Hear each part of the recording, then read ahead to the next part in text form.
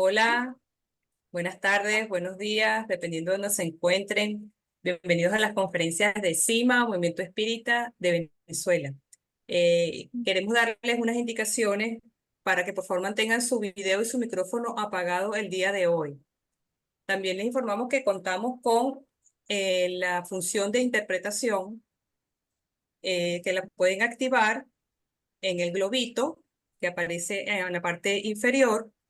No sé si me escucharon, Eury, porque creo que se fue la Sí, señal. sí, Ajá, te escuchamos, te escuchamos. ok. Que pueden activarla en el globito que está en la parte inferior de su pantalla de Zoom o en su defecto en los tres punticos debe decir interpretación y allí van a seleccionar el lenguaje de portugués a español. Le va a aparecer ya la persona intérprete.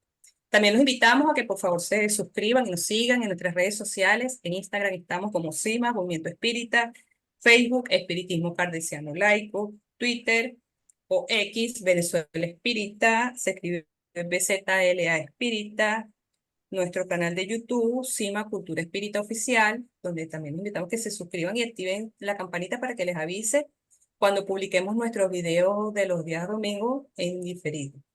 También los invitamos a que visiten nuestra página web cimamovimentoespírita.org, sobre todo en la parte de biblioteca, que pueden encontrar libros que pueden descargar gratuitamente.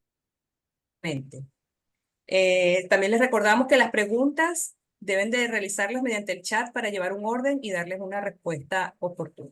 Con ustedes los dejo con la profesora Eurídice Guaramato, quien hará la presentación de nuestro conferencista el día de hoy.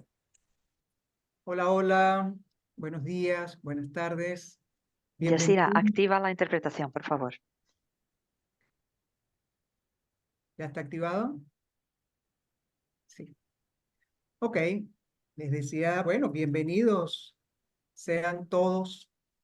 Un placer saludarles en nombre de la profesora Yolanda Clavijo, nuestra directora del CIMA Caracas. Lamentablemente ella en este momento no nos puede acompañar, problemas con la conexión, pero bueno, aquí estamos en representación de ella. Le doy las gracias a Yasira, quien desde Lituania nos apoya con la parte tecnológica. Le doy las gracias a Rita, quien desde Brasil nos apoya con la traducción simultánea.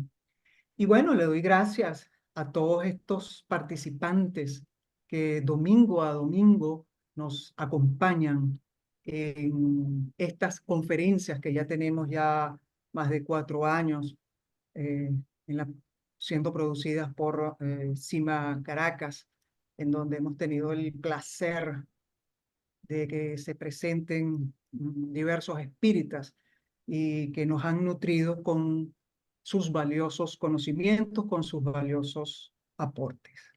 Hoy tenemos el placer, por segunda vez como conferencista, la presencia del profesor Elías Moraes, quien nos dictará la conferencia titulada El libro de los espíritus ante la ciencia del siglo XXI. Permítanme leer el currículum del profesor Moraes. Es sociólogo e investigador espírita, colaborador de las siguientes organizaciones: Fraternidad Espírita, Asociación Espírita de Investigación en Ciencias Humanas y Sociales, y de Asociación Espírita del Estado de Guayas. También es autor de los siguientes libros: Contextualizando a Kardec, del siglo XIX al siglo XXI, y del libro del proceso mediúnico, Posibilidades y límites en la producción del conocimiento espírita. Profesor Elías Moraes, sea usted bienvenido, un placer para nosotros tenerlos acá. Adelante.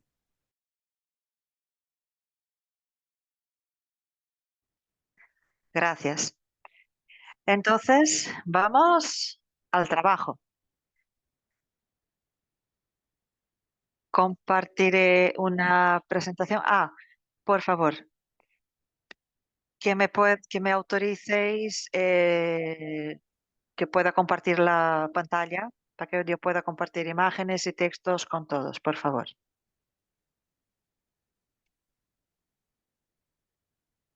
Bueno, pues Listo. primeramente quiero deciros que presentaré un estudio basado en el trabajo que he investigado y que está en el libro Contextualizando a Kardec, que está también disponible en castellano. Los compañeros de CEPA me han hecho la amabilidad de traducirlo y está disponible en PDF a todos que tengan interés.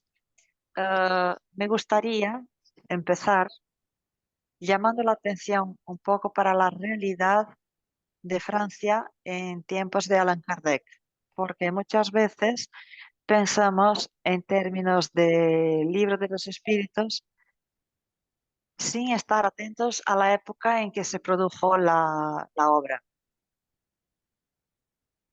Quienes hayan visto la anterior, puede haber algún tipo de semejanza. Las imágenes pueden estar repetidas y ya me explico. Quiero volver a debatir algunos temas ya presentados. La Francia del siglo XIX, no solo Francia, pero todo el mundo era muy diferente del mundo de hoy.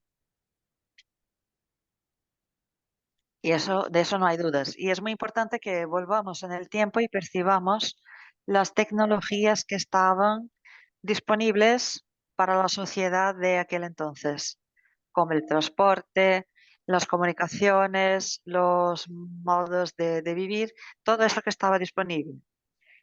El tren se había inventado muy recientemente, y provocaba una revolución en los transportes.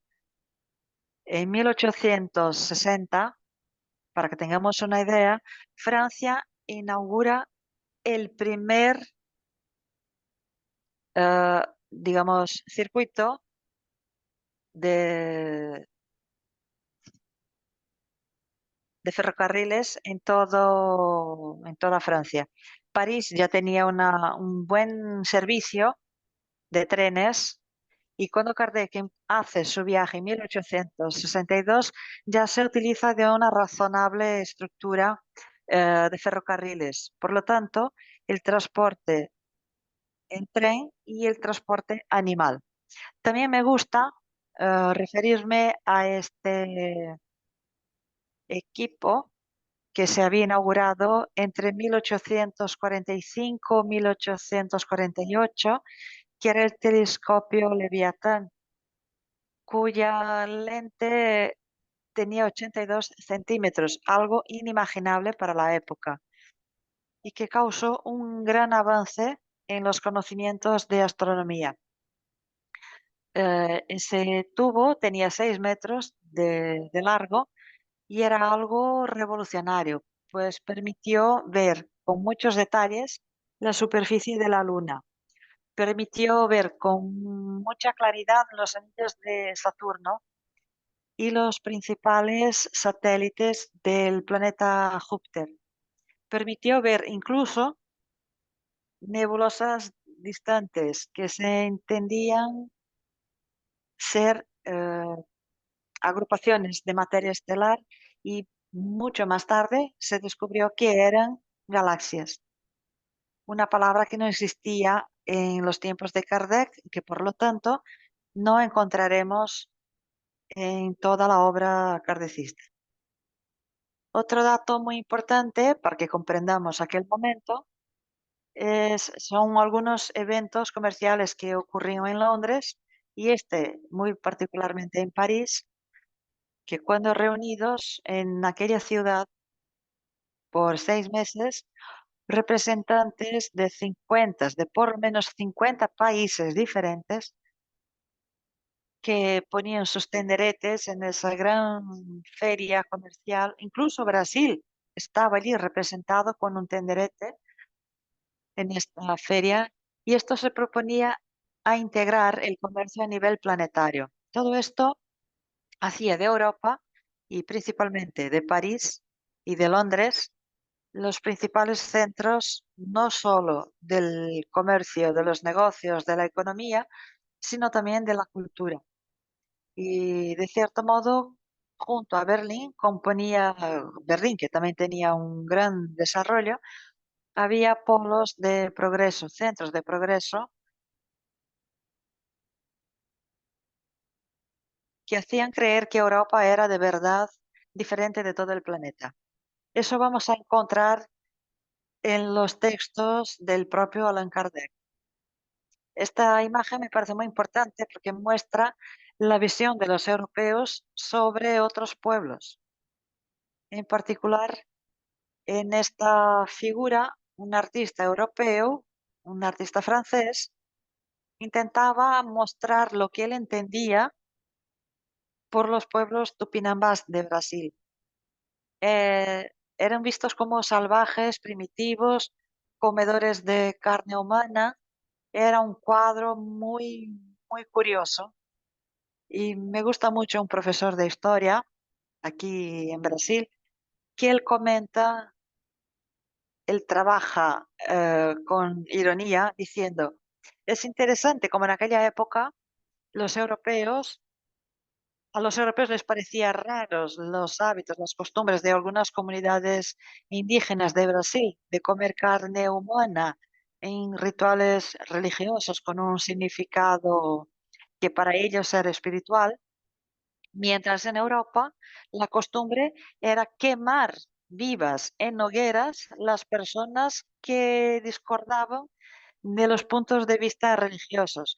Entonces le pareció muy interesante cómo se veía con mucha naturalidad quemar personas vivas, y eso, bueno, es un poco malo de decir esta expresión, como empalar personas vivas por la discordancia religiosa. Entonces, esto le parecía a él muy religioso o muy interesante, que los europeos venían un horror lo que se pasaba afuera y era algo común lo que pasaba en su tierra. En aquella época, algunos historiadores y antropólogos ya tienen una conclusión preparada de que había un interés en inferiorizar los demás pueblos, en particular los pueblos de piel negra, usando esto como un argumento para que se naturalizase la captura, el secuestro y la esclavitud de estas personas para obligarlas a que trabajasen bajo un régimen forzado en los campos de los grandes propietarios europeos de los siglos XVI, XVII y sobre todo XVIII e inicio del XIX, cuando empezó a ser prohibido. Entonces, era en este mundo que Kardec estaba, que Kardec producía su literatura. Y en esta época había también, esa imagen ya es muy conocida vuestra, había también una discusión muy interesante sobre los evangelios, sobre la literatura bíblica. Se creía que la Biblia fuera un gran libro de historia. Se creía que allí sería posible encontrar historia, la historia del pueblo judío y de dónde nació la civilización judaico-cristiana occidental. En época de Kardec también había un libro que se producía, bueno, se publicó en 1863 un libro de Ernest Renan al cual Kardec se refiere en diversas ocasiones, en particular en tres artículos de la revista Espírita, donde Renan intenta, dentro de las informaciones disponibles, y él había hecho un viaje a Israel y volvió impresionado. A Israel no, perdona, Israel no existía en aquel momento, a Jerusalén. Él había viajado a Jerusalén y volvió impresionado con la riqueza de informaciones que pudo encontrar al respecto de ese personaje tan emblemático que era Jesús. Y él escribe la historia de Jesús buscando sacar de los elementos históricos que pudo identificar aquellos que mostraban el personaje real que habría vivido en el siglo I de nuestra era común y que fue Jesús de Nazaret. Entonces, Ernest Renan ya es uno de los más bien exitosos discutidores del Jesús histórico, un tema ya levantado en Alemania un poco antes del siglo XIX y que solo tuvo una gran fuerza con el libro de Renan y que se comercializa hasta hoy por haber sido un excelente material, por ser un excelente material. Es muy interesante que nuestro querido profesor Hippolyte Leon, nuestro querido Allan Kardec, ya tenía esa preocupación. Y él leyó el libro de Ernest Renan y al escribir el Evangelio según el Espiritismo, está muy evidente que tenía una preferencia por el Jesús histórico, aunque estuviera sumergido en la cultura del Jesús teológico. Y él dejó eso muy claro, abriendo el texto inicial, la introducción del Evangelio según el Espiritismo, cuando él dijo, los Evangelios se componen de 5 partes, pero al Espiritismo le interesa exclusivamente en aquel libro que escribía la parte moral. Luego desarrolla algunos aspectos de la teología católica, el cielo y el infierno, y comenta milagros y predicciones atribuidas a Jesús en los evangelios en el libro La Génesis, pero siempre diciendo y trayendo como referencia el conocimiento científico de su época y dejando muy claro que en aquello que no fuese posible encontrar alguna racionalidad por la ciencia, que podríamos levantar la posibilidad de que aquello no hubiera de hecho ocurrido. Entonces, muy interesante este comportamiento de Kardec en cuanto al Jesús histórico y el Jesús teológico. Y eso cuando traído a nuestros días, percibimos que tiene más importancia porque en los últimos 60 años en los últimos 60 años hemos visto una fuerte recuperación, una fuerte preocupación en recuperarse la historicidad del personaje Jesús de Nazaret, porque la historia de ese personaje se quedó perdida en medio a innumerables preguntas de contenido teológico construidas a lo largo de los últimos 2 milenios, como un intento de crear una estructura de pensamiento que posibilitase ciertos movimientos de dominación no solo religiosa, como cultural e incluso económico. Entonces, este personaje, Jesús de Nazaret, se quedó perdido por detrás del Cristo de Dios, ese Cordero de Dios que quita el pecado del mundo, que es una visión prácticamente teologizada, construida en torno a aquel personaje histórico que es Jesús de Nazaret y de quien el profesor Allan Kardec sacó las principales enseñanzas para componer una propuesta ética para el espiritismo. Entonces, cuando Allan Kardec elige entre todas las opciones que tenía disponibles aquella pregunta 625 que podríamos considerar como modelo y guía para nuestra sociedad, él elige aquella respuesta que el Espíritu dice, vea de Jesús. Entonces él dice, esa es una de las referencias que podemos tener con toda la seguridad porque constituye lo que tenemos de más avanzado en cuanto a propuesta espiritual. Entonces, es muy interesante cómo eso se da. Después veremos todo un desarrollo y es necesario que estemos atentos a eso para que podamos comprender cómo debemos ver el espiritismo en el siglo XXI. Tenemos nuestro querido Sigmund Freud, que nos aporta un desarrollo dentro de aquella área propuesta por Allan Kardec. Y es bueno que no nos olvidemos que la revista Espírita tenía como seudónimo periódico de estudios psicológicos. O sea, la propuesta de Kardec era hacer del espiritismo un estudio de la psique humana, un estudio de psicología, que era un término que no había todavía, y es todo lo que se fue añadiendo después por, con Freud.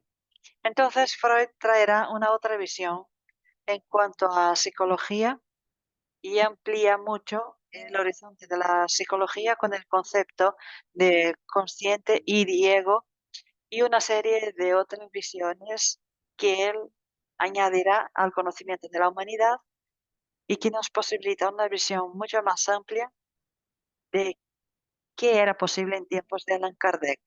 También llama la atención al profesor eh, Emily Durkheim, que es el segundo de izquierda a derecha, Emily Durkheim, que creará las bases de una sociología, que era un término inventado por Augusto Comte, un contemporáneo de Kardec, y una ciencia que no existía.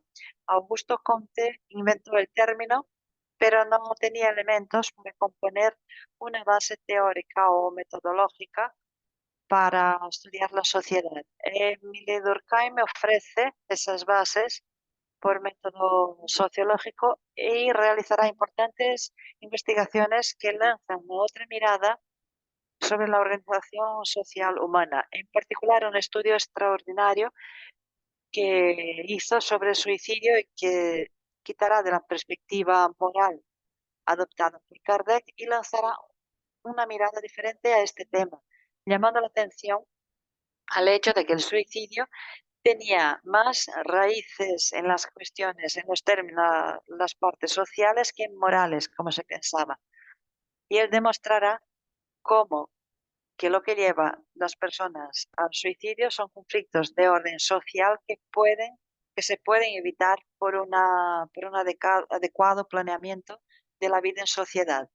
Otro elemento muy importante considerado es Gregor Mendel, el sacerdote católico, que al mismo tiempo en que Kardec investigaba los espíritus, él investigaba el proceso reproductivo, sobre todo de guisantes, que él había elegido para sus experiencias por la facilidad de control y la rapidez de reproducción, y llegó a conclusiones muy impactantes en el área de hereditariedad, lo que originó más al cambio de siglo los estudios de genética, que ya son conocidos, y luego dieron inicio al proyecto Genoma, que revoluciona por completo nuestra comprensión del ser humano. Aquí a la derecha hay un personaje muy importante, un chiquillo que vivía abrazado a las piernas de Allan Kardec y de tía Gaby, que es Gabriel Delanne, que era hijo de uno de los miembros de la Sociedad Parisiense de Estudios Espíritas y que creció, por lo tanto, entre el medio espírita y es uno de los principales investigadores del medio espírita. Gabriel Delane tiene estudios muy interesantes en el campo de la mediunidad y publicó ricos materiales de investigaciones de aquella época, consolidando estudios de diversos investigadores e incluso con algunas conclusiones que él desafiaba algunas creencias establecidas en las pesquisas, en las investigaciones de Kardec, en especial en cuanto a la participación del medio en el proceso de comunicación y que explotaremos mejor en el libro El proceso mediúnico. Aquí también tenemos Madame Paris-Maury, que fue también un personaje muy importante al estudiar los fenómenos de la radioactividad y conseguir comprobar que había una irradiación de aquellos materiales que se podría detectar experimentalmente. Y esos experimentos dieron origen a toda una nueva comprensión de la estructura de la materia y al comportamiento de la materia que no se podría jamás considerar en los tiempos de los estudios de Allan Kardec. También tenemos aquí a Jane Goodall, que también se aventuró a ir al interior de Tanzania y convivir entre las tribus de monos, me falla ahora, de chimpancés, convivir con tribus de chimpancés para estudiar el comportamiento de esos chimpancés y comprender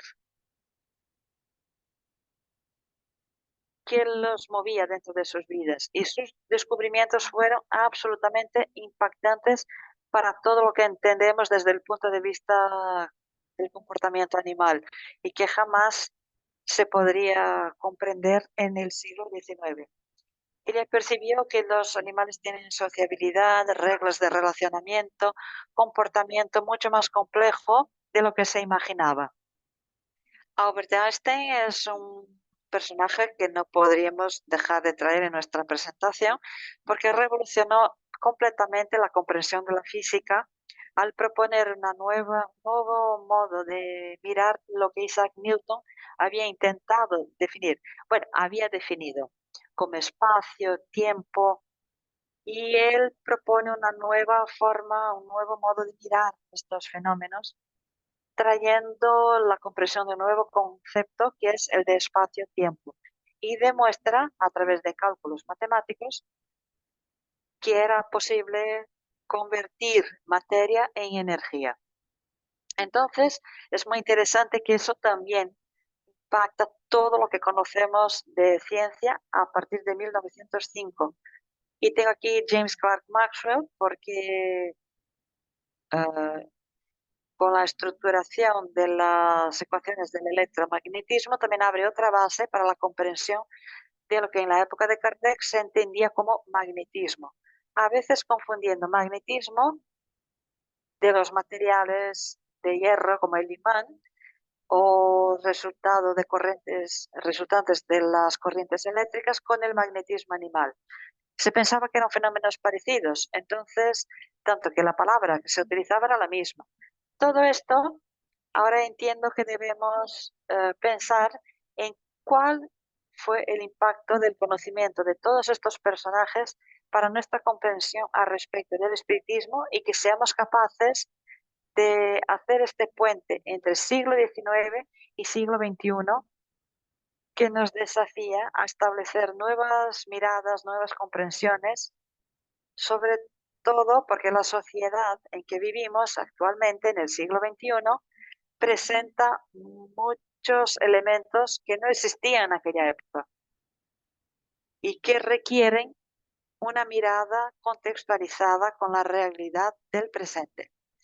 Y llamo la atención para algunas literaturas que me han ayudado a comprender algunos elementos que necesitamos, que debemos, y ahora presento literatura de mi área, ciencias sociales y humanas, porque es el área sobre la cual yo tendría alguna contribución a ofrecer.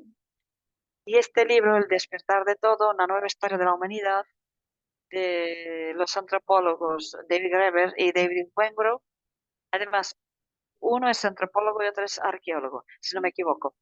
Y ellos tienen un estudio rescatando informaciones sobre América y ellos muestran cómo nuestra visión sobre las diferencias entre los diversos continentes del siglo XIX era absolutamente equivocada. Ellos parten de la afirmación de Hobbes y Rousseau, comparando las dos, donde Hobbes veía un total primitivismo y Rousseau una total inocencia, y muestran cómo estos autores salieron de presupuestos imaginados por ellos y no constatados en la realidad de la sociedad y del mundo, y dicen, eso era una gran ilusión. Cuando miramos lo que la arqueología nos muestra, según ellos, y tiene todo un sentido, demuestran que nosotros ya teníamos grandes sociedades en todos los rincones del mundo, en particular en las Américas. Teníamos ciudades del siglo XVI que eran más grandes que Londres, más grandes que Lisboa, tan grandes como París, y que en realidad existían sociedades muy desarrolladas en las Américas, lo que Lo que tira por tierra nuestra idea, echa por tierra nuestra idea de que América estaba poblada por pueblos primitivos, retrasados, por seres humanos inferiores, porque todavía en los inicios de su evolución espiritual, como Kardec comprende a partir de los conceptos de su tiempo. Me gusta también la referencia de Jack Good, porque muestra cómo en realidad lo que los europeos hicieron a lo largo de los siglos XVII y XVIII principalmente, sobre todo con la Revolución Industrial, como todo eso que fue desarrollar ideas y productos que ya existían en otras tradiciones. Me he quedado muy sorprendido al descubrir que la idea original de una nevera nació en África y no en Europa. Entonces ya sabemos que mucho de las telas ya venía de China, que había una tradición en la producción de la seda muy antigua. Sabemos que pólvora también había venido de China, que mucho de metalurgia se había desarrollado en África, que la explotación de mineración era tradición antigua en África y fue apropiada, los europeos se apropiaron de eso. Jackie Goody usa esta expresión que me parece interesante, provocante, un choque, que es el robo de la historia, para decir cómo los europeos se apropiaron de las ideas e invenciones del Oriente, haciendo creer que ellos tenían algo de especial y que por ello eran superiores al resto del mundo. El profesor Reinaldo José López, aquí de Brasil, también rescata una riquísima investigación y desarrollo de investigación cómo era Brasil antes de Cabral. Entonces el título es 1499, Brasil antes de Cabral. Nos muestra que mismo el Brasil no bien estudiado por el despertar de todo, mismo aquí en Brasil teníamos grandes sociedades organizadas. El pueblo tupí-guaraní no tenía nada de retrasado como se pensaba, no era nada retrasado, tenían sistemas políticos muy bien estructurados, una cultura muy fuerte, modos de vida absolutamente estructurados desde el punto de vista de una armonía con la naturaleza, métodos de cultivo de la tierra, una avanzada agricultura, manejo de florestas para adecuada preservación de la fauna y de la flora. Entonces había toda una tecnología y no era el retraso que los primeros visitantes europeos imaginaban. Al revés, esos primeros visitantes, justo por no entender que se entendía de un otro pueblo, los miraron a partir de sus referencias. Para ellos es un pueblo muy moralista y prejuicioso en cuanto a estar desnudos, y como eran personas que no valoraban el acto de cubrir sus cuerpos, ellos entendieron que serían retrasados y primitivos. Los collares, los adornos, todos los adornos que utilizaban eran muy raros al gusto portugués de vestirse. Entonces eran considerados retrasados. El otro libro que yo tengo es del economista Alberto Acosta, de Ecuador, y que nos da el título. Bueno, el título de su libro, El bien vivir, se refiere al modo de comprensión de los pueblos que vivían aquí en las Américas antes de la llegada de los europeos. Entonces, él demuestra con muchos estudios que había un modo de vivir mucho más articulado desde el punto de vista del bienestar colectivo. Había una preocupación grande con el todo, con el conjunto, con la colectividad entera y no con los individuos aisladamente.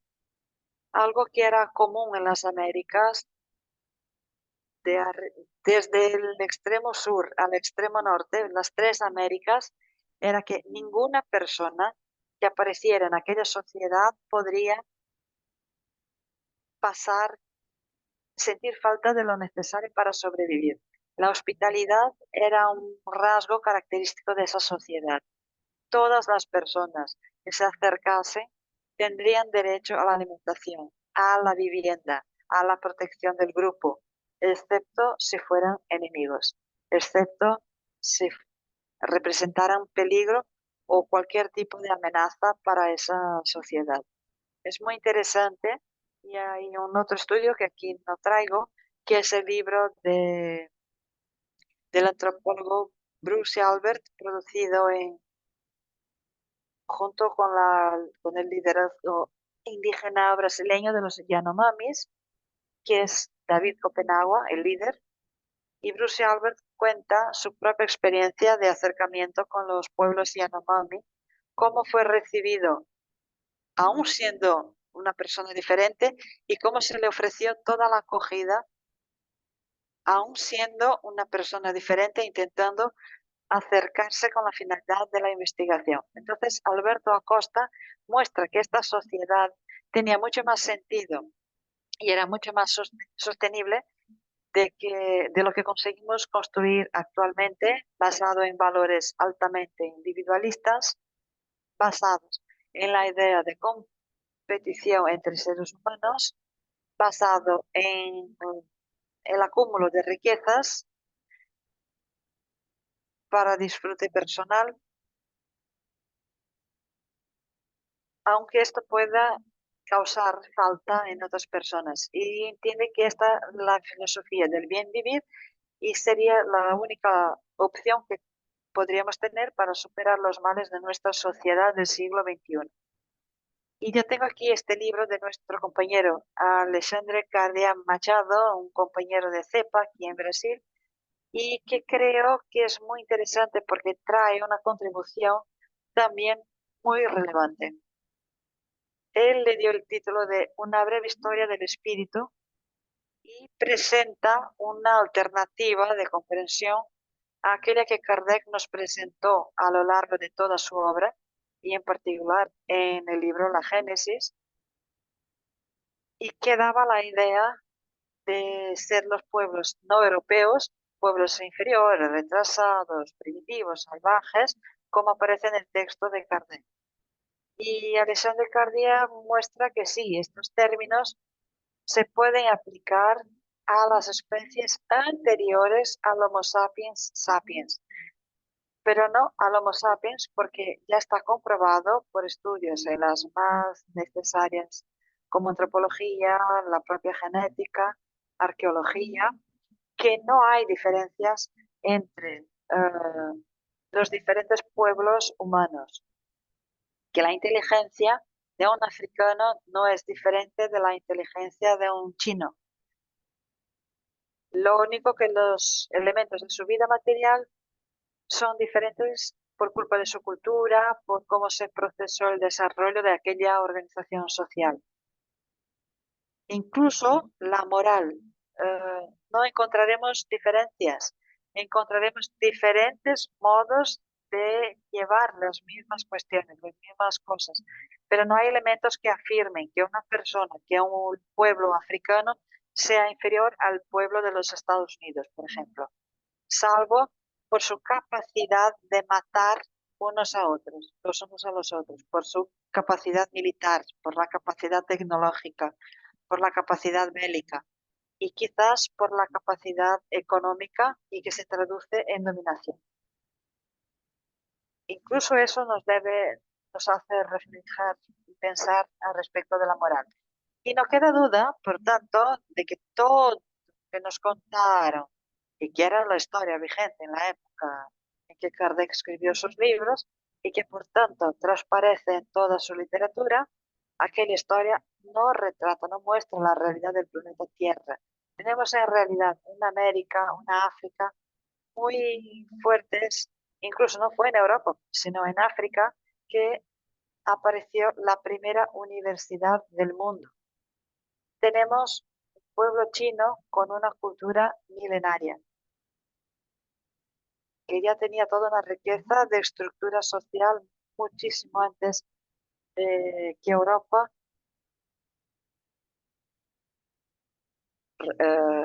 entendiera aquella situación primitiva de la Edad Media, París era considerada una ciudad horrible, porque París apestaba, olía mal, porque no había tratamiento de alcantarillado, no había nada de eso. Y sobre el siglo XI-XII, africanos que vinieron y dominaron Europa llevaron innumerables progresos a aquella sociedad, incluso nociones de higiene que no existían. China hoy se presenta como una de las principales potencias del mundo en todos los sentidos, sobre todo en tecnología, y hoy provoca un desplazo de las relaciones de poder en el planeta.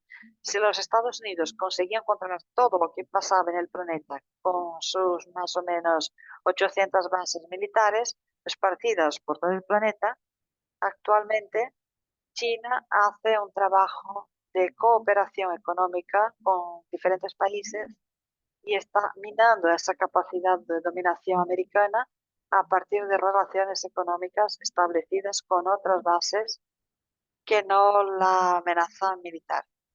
Entonces eso provoca un desplazo del eje de poder y hoy hay una relación, por ejemplo, con los BRICS, que crean una nueva conformación geopolítica para el planeta entero y eso impacta en la comprensión de la sociedad, de cómo comprendemos las relaciones entre los diferentes países.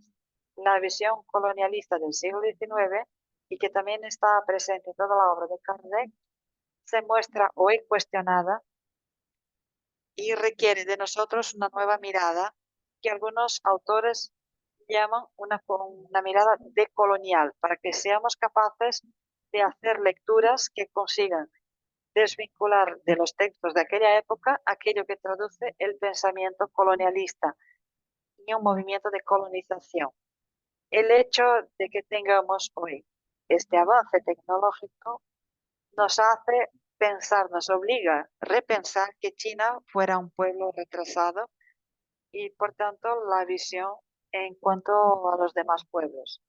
El avance tecnológico en el campo de la astronomía fue tan grande que hoy no solo hemos descubierto que las nebulosas que están en la literatura kardecista no son nebulosas, son galaxias, la gran mayoría, como tenemos condiciones de comprender incluso que el universo no fue creado como un reloj, como se pensaba en el siglo XIX, y que después de haber sido creado y planeado por un ente creador, el creador de todo, luego fue colocado, fue puesto en movimiento, como está muy bien demostrado en el capítulo 6 de la Génesis, que el propio Camille Flammarion se quedó en dudas. Después debería haberlo de verdad atribuido a Galileo Galilei. Él, después de 40 años de haber psicografiado aquellos textos, los relee y dice, ¿será que fue Galileo Galilei o será que fue algo de mi propia mente? Una vez que ya conocía todo esto sobre astronomía. Yo también exploro esto en el proceso de comunicación mediúmica, en el libro, para que podamos reflexionar sobre la mediunidad 160 años después del libro de los medios. Estos telescopios de hoy, para que tengamos una idea, aquí hay 60 antenas de esta misma capacidad. Cada una mide 6 metros de diámetro. Y ellas hablan entre sí mismas a través de un poderoso servidor de procesamiento sobre todo lo que se capta en todas ellas.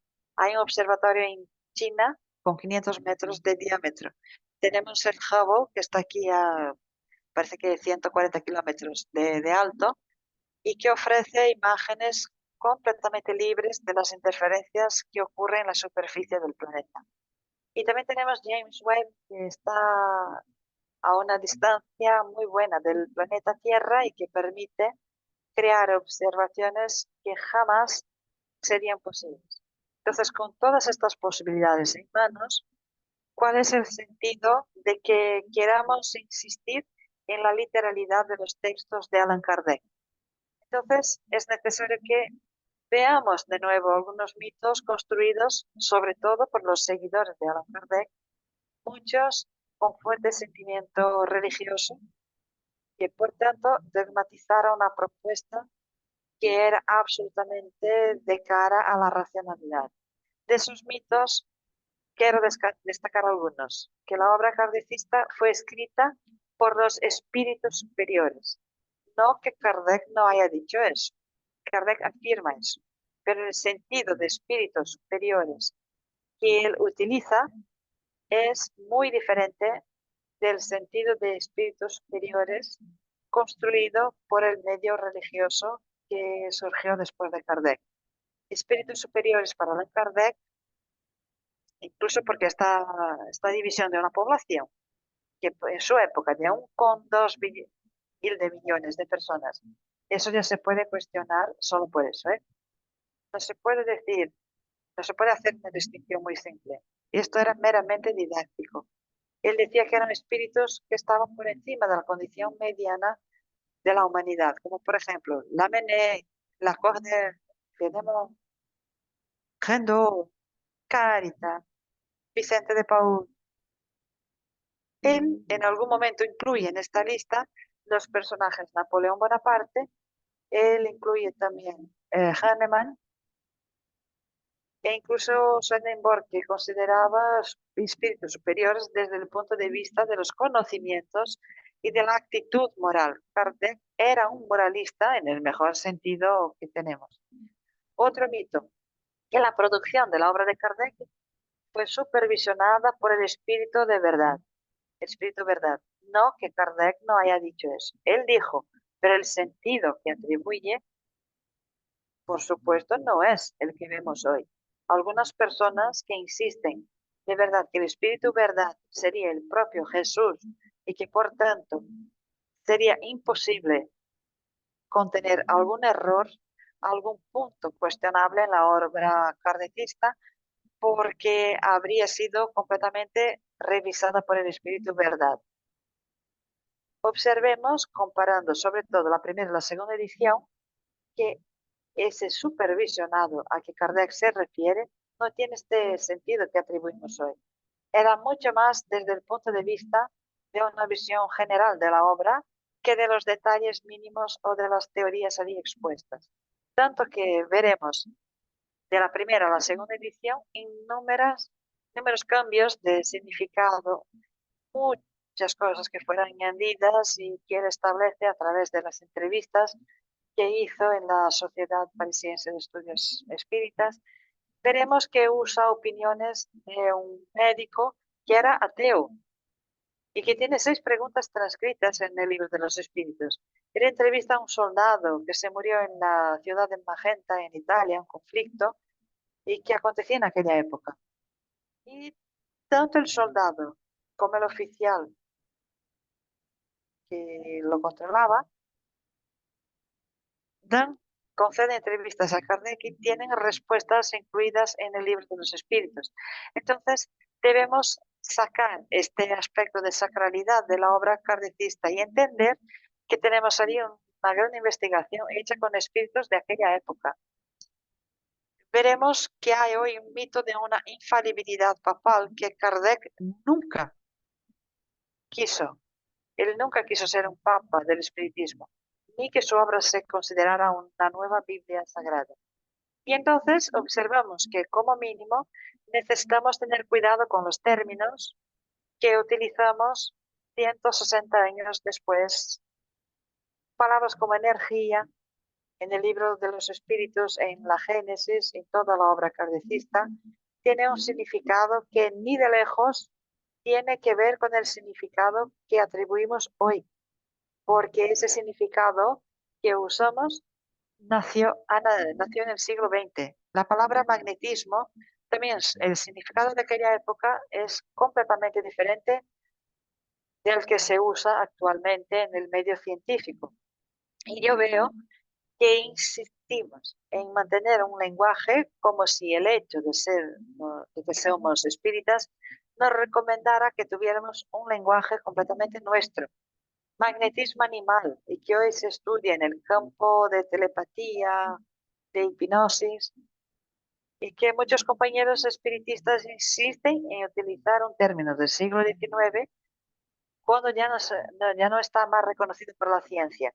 Fluido cósmico universal, un término adoptado en el siglo XIX, principalmente al inicio del siglo XIX, para referirse a aquello que los griegos antiguos llamaban de éter y que era un término muy inadecuado. En el siglo XIX hubo esta sustitución que no viene de posibles espíritus superiores. Era un término utilizado sobre todo en el medio de la ciencia que se estructuraba en el siglo XIX en Francia, en Inglaterra, en Alemania, y que les pareció mejor utilizar este término.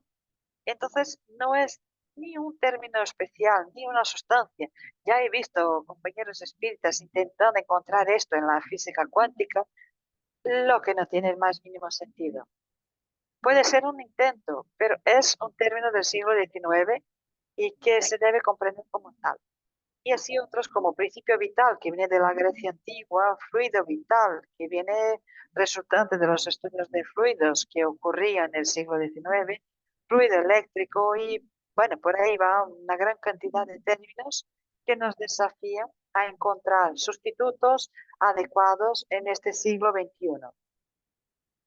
Y yo entonces termino con 3 afirmaciones de Allan Kardec que yo uso en mi libro Contextualizando a Kardec, que yo repito, está disponible gratuitamente en español gracias a los de CEPA y en PDF. Kardec dice, lejos de perder las ideas religiosas, se ensanchan las ideas caminando al par de la ciencia. Eso como fundamento. No debemos tener recelo de abrir mano de teorías antiguas, de antiguos conceptos. No debemos, porque era esa la intención de Allan Kardec. Al avanzar a la par con el progreso, el espiritismo jamás será superado, porque si nuevos descubrimientos le demostraran que está equivocado acerca de un punto cualquiera, habría de rectificarse en ese punto. Si alguna verdad nueva se revelara, él la aceptaría. Entonces, para Allan Kardec no había esa preocupación que observamos en el medio espírita de preservar la originalidad de los textos, de preservar las ideas del espiritismo. Esto no es parte de las preocupaciones de Kardec. Y él también alerta, si la religión se niega a avanzar junto con la ciencia, esta avanzará a solas. Él dice en el capítulo 1 del libro La Génesis que si la religión no camina, bueno, si el espiritismo no camina con la ciencia, eso puede representar el suicidio, porque la ciencia camina innegablemente y a pasos, grandes pasos. Y sería suicidio si el espiritismo no adoptara esta gran postura. Para que el espiritismo se mantuviera actualizado, en 1968 hace congresos regulares donde estos temas se debaten entre investigadores y que traerían su contribución para que el espiritismo se mantuviera a la par con la ciencia. Por lo tanto, os invito a todos mis amigos que nos abracemos en esta gran causa, que es de dar continuidad al proyecto extraordinario de alianza entre ciencia y espiritualidad, creando una nueva posibilidad de comprensión de nuestra realidad humana a partir de una perspectiva que integre ciencia, filosofía y espiritualidad. Tenemos un gran trabajo por delante, un gran trabajo de actualizar las pesquisas, las investigaciones, no la obra de Kardec, porque esta tiene que ser preservada como fue concebida, sino para traer discusiones, aportar discusiones y estudios que necesitamos para que el espiritismo siga ofreciendo una contribución expresiva para la sociedad del siglo XXI. Muchas gracias.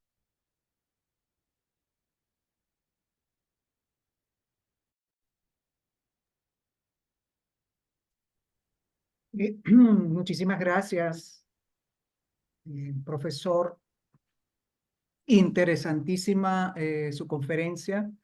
y nos ratifica una vez más lo que ya sabemos, que la historia es escrita por los hombres y que esa historia es escrita de acuerdo a criterios personales o a intereses personales, en donde se encargan de visibilizar o invisibilizar hechos, situaciones, personas, de acuerdo a su conveniencia. Gracias por recordarnos, ¿no? Y gracias por eh, resaltar el papel que han tenido diversos personajes, tanto en la historia social, científica, tecnológica, y cómo ellos nos pueden servir para entender a la humanidad y para entender, por supuesto, a Allan Kardec. Muchísimas gracias por su conferencia. No sé, Yacira, si hay preguntas para el profesor. Por los momentos no tenemos preguntas. No sé si esperamos unos minuticos a ver si las personas tienen alguna duda.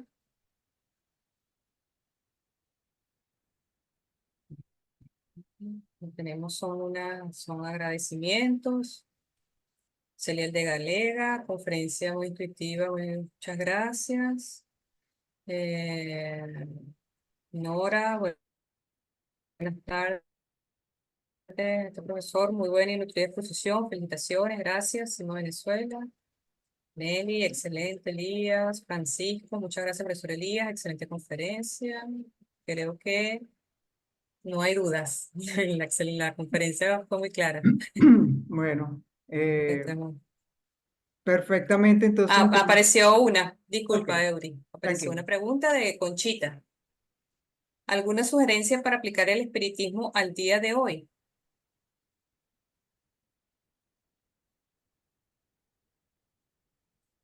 Especialmente en el contexto actual de Muy Venezuela. importante. ¿Puedo contestar? Pienso, bueno, Kardec pensaba, yo quiero rescatar un poco la idea de Kardec. Él creía, él creía que ante los fenómenos mediúnicos que observó, él creía que el estudio de aquellos fenómenos eh, nos ponía frente a una otra perspectiva para una comprensión espiritual en la tierra, para nuestra comprensión espiritual. Él comprendía que nuestra vida no se resume a una experiencia material y que eso ofrecía un impacto muy positivo en nuestra condición moral de papel de la humanidad y que eso nos ayudaría a mejorarnos moralmente. Mejorándonos moralmente, él entendía que formaríamos una masa, una gran cantidad de personas con más conciencia humana y social en condiciones de promover un cambio en el patrón moral de toda la sociedad. Él esto lo creía y eso está muy evidente desde el libro de los espíritus hasta los capítulos de la Génesis y que el espiritismo podría ser un papel transformador en la sociedad. Los europeos de verdad creían que aquel modelo que se exportaba a través del proceso de colonización, que ellos exportaban un proceso civilizatorio y que creían que era el más evolucionado del planeta. Y creían en Kardec como buen europeo, como todo buen europeo creía, que con la expansión de las ideas para todo el planeta, que viviríamos un gran cambio. Y él tradujo como siendo el establecimiento de un punto de regeneración, de un mundo de regeneración. Eso no fue solo Kardec. Eso significaba que estábamos alcanzando la opción civilizacional, algo muy grande, y también entendió que estábamos alcanzando un reflejo de desarrollo moral. Karl Marx entendió que el capitalismo daba señas de su agonía y que después de eso habría una gran revolución, que surgiría una nueva sociedad basada en otra lógica social.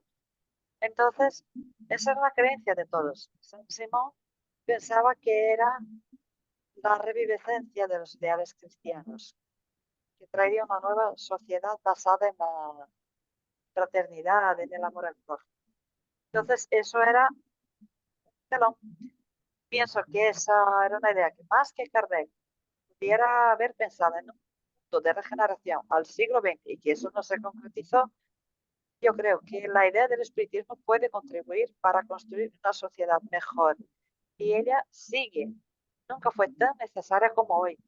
Y pienso que podemos, sí, discutir los problemas sociales de hoy, lanzar una mirada, echar una mirada sobre todo esto, una mirada basada en los valores de amor al prójimo, de compasión en cuanto al sufrimiento ajeno, una mirada basada en la caridad de la solidaridad, para que esas ideas sean el norte de los cambios sociales que inevitablemente deben ocurrir en el mundo. Kardec hablaba de cambios en las instituciones, en las leyes, en las estructuras sociales, en los sistemas sociales. Todo eso está en el libro de los espíritus, en la Génesis. Entonces Kardec hablaba sobre estos cambios y ellos son muy necesarios y siguen siendo necesarios hoy. Por supuesto, discutiendo estas posibilidades podemos contribuir fuertemente para que estos cambios ocurran a beneficio de toda la humanidad bajo la perspectiva más espiritual y no solamente con la mirada material del superfluo del consumo como se establece hoy.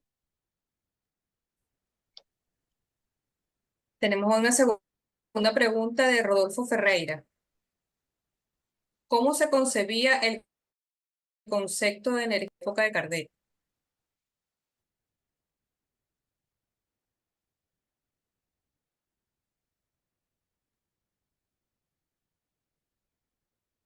¿Cómo se concebía el concepto de energía en la época de Kardec? Energía en la época de Kardec era vigor, fuerza, capacidad de realización. El concepto de energía, esa energía de la persona, del ser humano, en la realización de sus proyectos en la vida. Y eso después, en el cambio para el siglo XX, vemos el concepto de energía que se asocia más a la energía de la física, energía potencial, energía electromagnética. Y ahí sí, hoy un concepto de energía que predomina es ese concepto de la física. Hoy la propia proposición de Einstein es que energía es igual a masa por el cuadrado de la velocidad de la luz. O sea, energía en el sentido electromagnético. Entonces, necesitamos tener este cuidado en cuanto a lo que se usa al nuevo concepto de energía y que se usa de un modo acrítico. Se cree en el medio que hay energías mentales, energías de orden abstracto que regularía los acontecimientos de todo y hay que tener mucho cuidado porque estos conceptos, además de que de que no están sintonizados con el pensamiento kardecista, nos pueden llevar a interpretaciones muy místicas, mágicas, de contenido para los cuales la orientación de Kardec sería de que prefiriéramos explicaciones más racionales, más objetivas, más verificables. Entonces, yo creo que este término en particular debemos tener mucho cuidado con los usos que se hacen en el medio espiritista. Tenemos otra pregunta de Conchita. ¿Cómo explicaría usted la evolución en sociedades en decadencia como las de Europa o Estados Uy, la pregunta que me ha parecido es otra, que yo acabé Unidos? leyendo una. ¿Será la de Plinio, la última? Está en portugués, porque tengo la de Conchita. ¿Cómo ¿Puede explicaría repetirla? usted la Si la puede evolución? Ajá, ok. ¿Cómo explicaría usted la evolución en sociedades en decadencia como las de Europa o Estados Unidos? Sí, es estupenda. Esta pregunta es maravillosa. Eh, Aquí en la Asociación Espírita de Investigación y Ciencias Humanas y Sociales hemos tenido un encuentro para discutir el concepto de progreso que está presente en la obra kardecista y que se cuestiona por filósofos y historiadores. Y observábamos que sí, el concepto kardecista no necesita ser abandonado porque hay discusiones importantes que traen esto a la discusión, como el progreso material que imaginábamos nos llevaba a una condición de mejor vida en sociedad, hoy nos trae riesgo porque el progreso tecnológico nos trae la producción de bombas nucleares capaces de destruir completamente la vida humana en el planeta Tierra. Entonces, ¿hasta qué punto se cuestiona que esto es el progreso?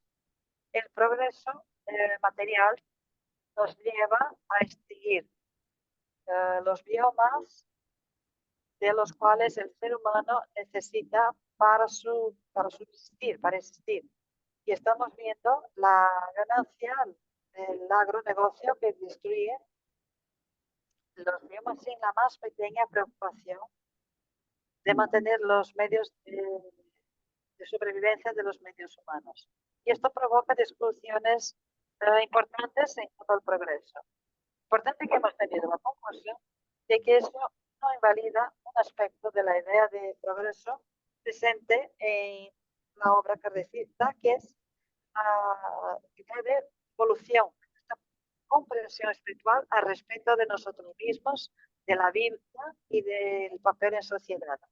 Entonces, el progreso, esta idea de progreso, en el sentido kardecista, está más de cara al progreso del individuo, o podemos decir, para la evolución personal del espíritu en su proceso de aprendizaje, de crecimiento, de desarrollo de sus potencialidades espirituales. El progreso cuestionado, y con razón, es el progreso tecnológico, el progreso económico.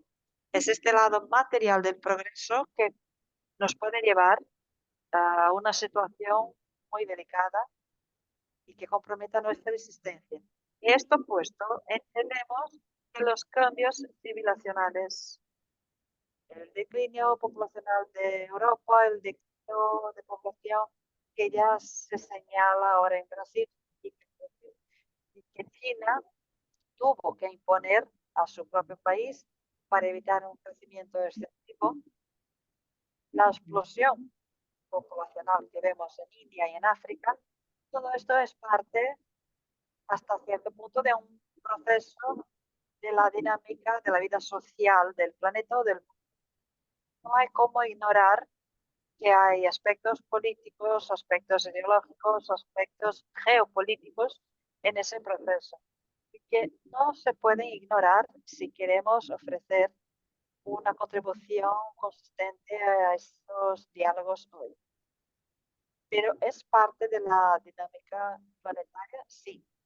Lo que tenemos que tener cuidado en este sentido es que cuando Kardec escribió sus libros, la sociedad que estaban siendo vividas eran más especialmente las sociedades que eran el blanco de un proceso de colonización.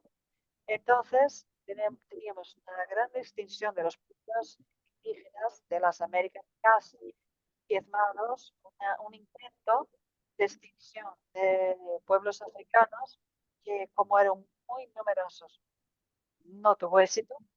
Y en India y en China, quizás también por el número y por la distancia, ni siquiera la dominación fue posible de mantenerse. Entonces, India y China pudieron resistir mejor que los pueblos del continente americano.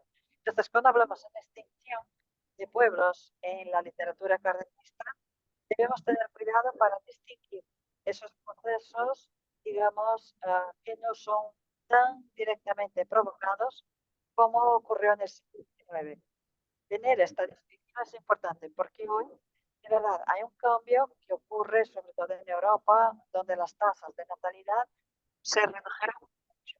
Y hay una otra ocurrencia que es la migración de personas de otro continente para Europa y que provoca cambios en la dinámica popular. Entonces, todos estos cambios y que son resultado de estas movimentaciones humanas son parte del proceso natural de la experiencia humana. Hay que tener cuidado para que no confundamos con los cambios que ocurren debido a intereses políticos, como posiblemente podemos incluir ahí el genocidio que ocurre en Gaza, donde hay una clara intención de expulsar a los habitantes originarios de aquella región para que se establezca más seguridad en el Estado de Israel. Hay cosas geopolíticas que debemos tener cuidado para no mezclar un caso con otro. Algo basado en la simple movimentación de seres humanos y otros que se basan en intereses militares, económicos y geopolíticos. Ok, tenemos una pregunta de Plinio de Luca. ¿No cree que Kardec con el tiempo hizo muchas concesiones a los religiosos de su tiempo? Esa es una buena pregunta, Plinio. Muchas gracias.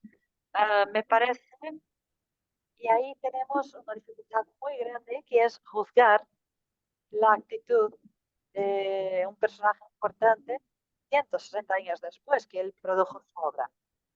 Es difícil hacer esta comprensión, porque mirar con los ojos de hoy es fácil. Si volvemos a aquella época, y yo he leído libros y ahora no sabré decir los autores, pero en la investigación que yo hice, he tenido que llevar los cientistas del siglo XX, del siglo XIX, y un dato muy interesante, incluso de algunos filósofos, un dato interesante es la cantidad de autores cientistas que para fundamentar sus argumentos usaban un lenguaje religioso. Entonces, me parece, hasta donde mi entendimiento llega, me parece que era parte de la propia cultura de la época intentar conciliar el abordaje científico con el religioso.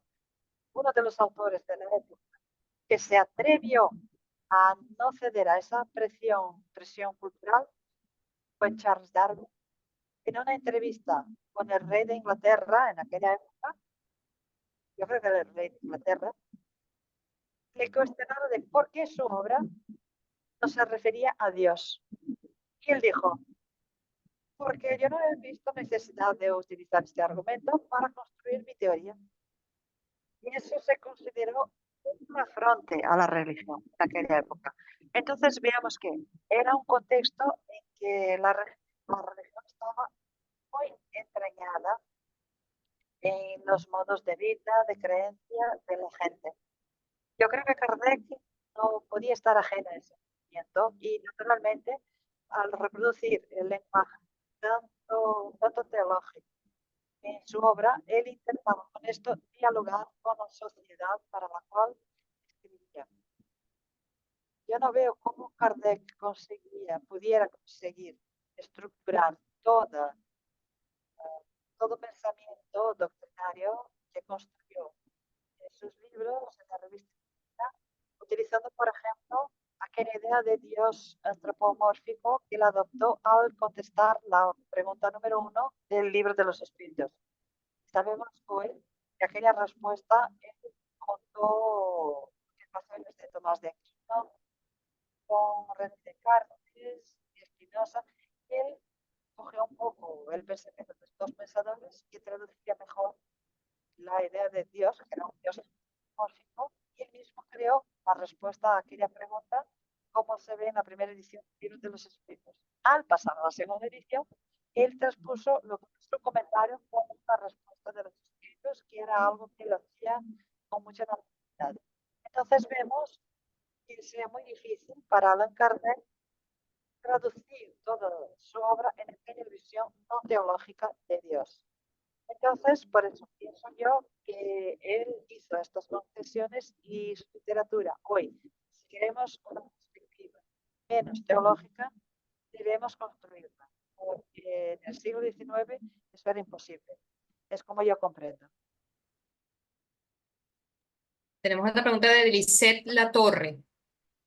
¿Qué palabras podríamos utilizar entonces para sustituir los conceptos anteriormente utilizados como fluido cósmico universal, principio vital, fluido eléctrico, fluido magnético? Yo comprendo que ni todas las palabras tendrán un sustituto en el momento actual. Y ese trabajo no nos compite mientras seamos espíritus. Esto es el universo de la ciencia. Lo que nosotros espíritus podemos hacer es ver cuáles son las sustituciones que se hacen y apropiarnos de los nuevos conceptos que se construyen. Entonces, apropiarnos de los nuevos discursos que se elaboran.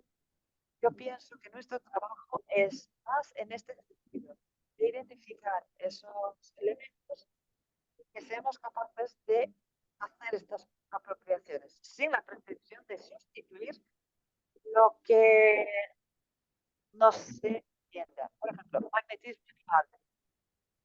Mesmer tenía todo un proceso terapéutico en lo que él llamaba magnetismo animal. Luego esto se sustituyó por estudiosos como Alberto Rocha, Alexander Sacco, el propio Charles Pichet, el Ernest Rosano. Eso se fue alterando. En el siglo XX vimos lo que era magnetismo animal como hipnosis. La hipnosis utilizada como condiciones terapéuticas. Y hemos visto médicos utilizando hipnosis para anestesia.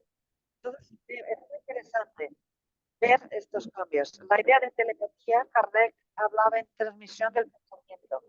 Hoy ya existe, ya hay pesquisas, más recientemente, en 1970, pesquisas sobre telepatía. Entonces, podemos perfectamente apropiarnos de los nuevos conceptos para que no nos quedemos atados a un vocabulario que no se usa más en el medio científico actual.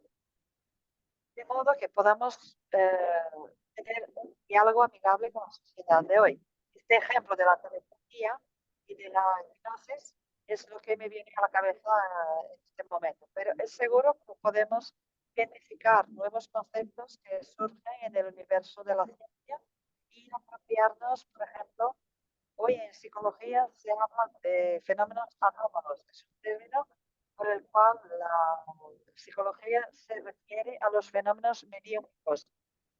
Hay todo un cambio que naturalmente podemos incorporar, pero es un trabajo que tiene que ser hecho. Bueno, ¿quién hará esta apropiación primero? Es la ciencia y nosotros luego caminando a la par, absorbiendo todos estos conceptos en el universo espiritual, como yo lo comprendo. No tenemos más preguntas. No sé si Eurídice tiene alguna adicional. No, no tengo. Lo que quería entonces era agradecerle al profesor Elías, darnos, refrescarnos o aportar también nuevos elementos, nuevas herramientas que nos permitan contextualizar a Kardec y entender lo que fue su gran aporte, tomando en cuenta las condiciones sociales, políticas, económicas que lo rodeaban en su momento, ¿no? Que nos toca ahora a nosotros en este nuevo siglo entenderlo y poder hacer los cambios, como usted lo dijo, que se puedan hacer. Si no, bueno, comprenderlo desde su punto de vista, comprender a Kardec el por qué y el para qué de sus obras. Gracias, profesor, en nombre de la directora Yolanda Clavijo, por acompañarnos. Le ratificamos una vez más la invitación para que nos acompañe en una nueva interesante conferencia como la de hoy. Muchísimas gracias a Yacira, gracias a Rita por la traducción, gracias a todos los participantes que nos acompañaron el día de hoy y espero que nos vuelvan a acompañar en nuestra próxima conferencia. Feliz tarde para todos. No sé si el profesor Elías quiera despedirse con unas últimas palabras. Y abrazo a cada uno que ha estado aquí posibilitando este diálogo y espero que podamos revernos otras veces. Será muy bueno y os agradezco la confianza que me habéis traído en compartir estas reflexiones. Muchísimas gracias. Muchísimas gracias a todos. Feliz tarde y feliz Gracias a domingo. todos. Nos vemos Gracias. próximamente. Chao.